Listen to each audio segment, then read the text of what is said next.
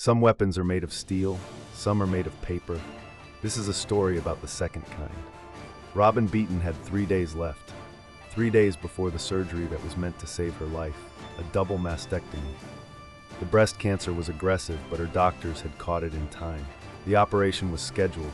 The hospital had pre-certified everything with her insurance company. She had coverage. She had paid her premiums on time for years. And then, 3 days before the operation, her phone rang. It wasn't her doctor. It wasn't the hospital. It was her insurance company.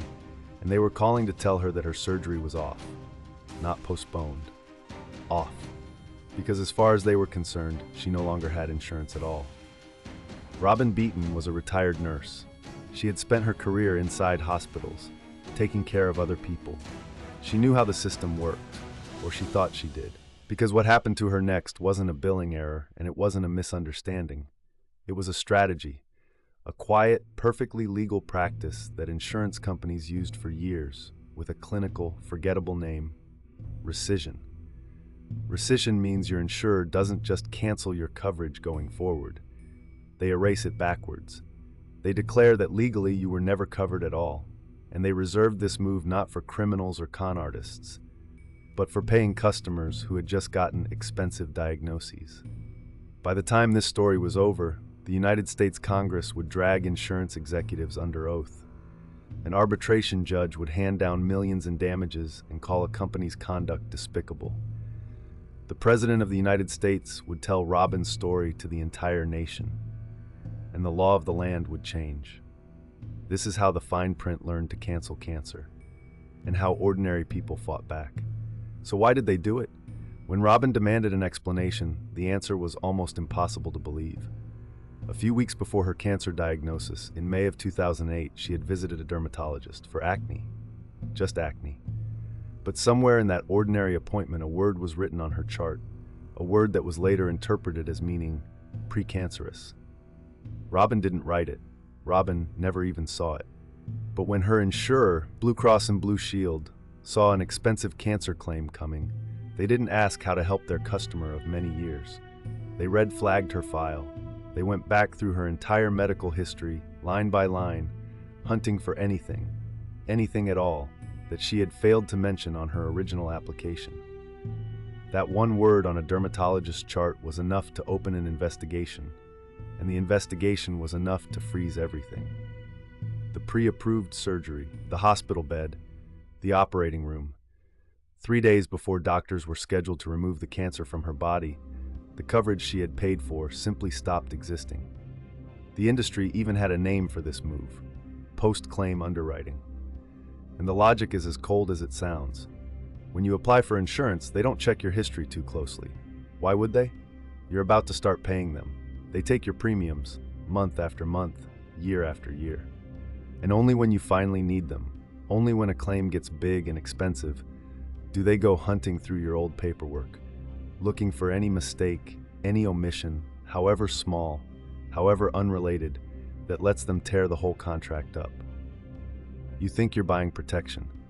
What you may actually be buying is the right to be investigated at the worst moment of your life.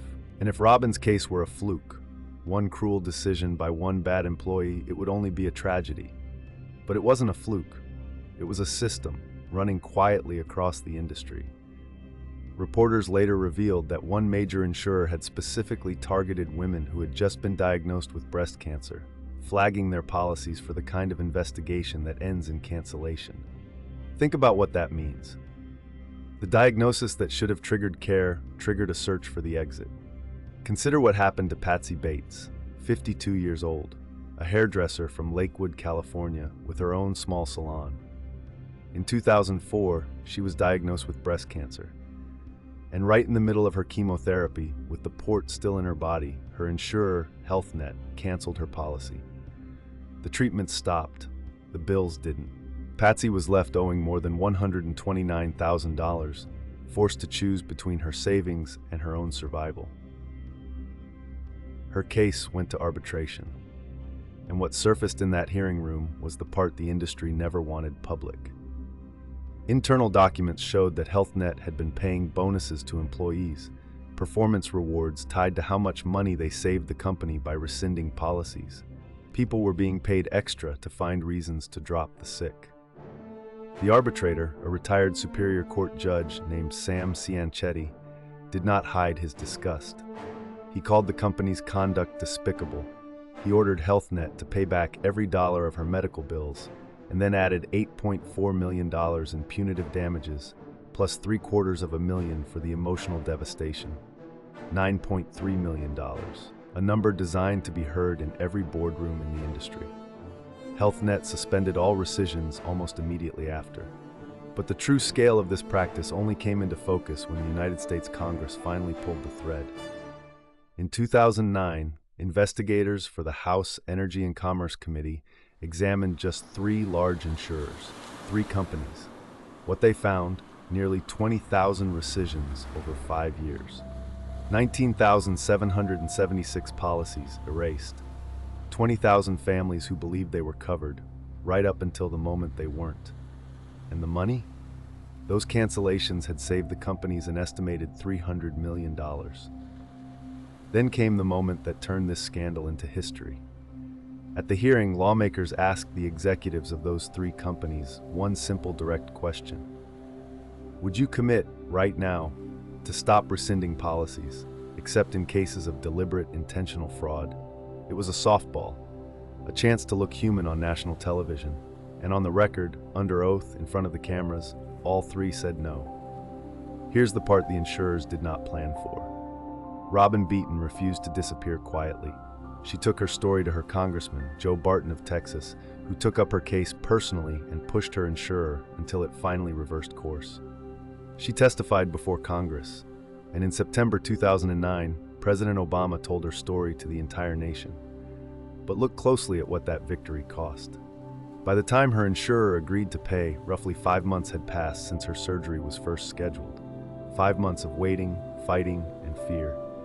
And in those 5 months, the tumor in her breast had more than tripled in size.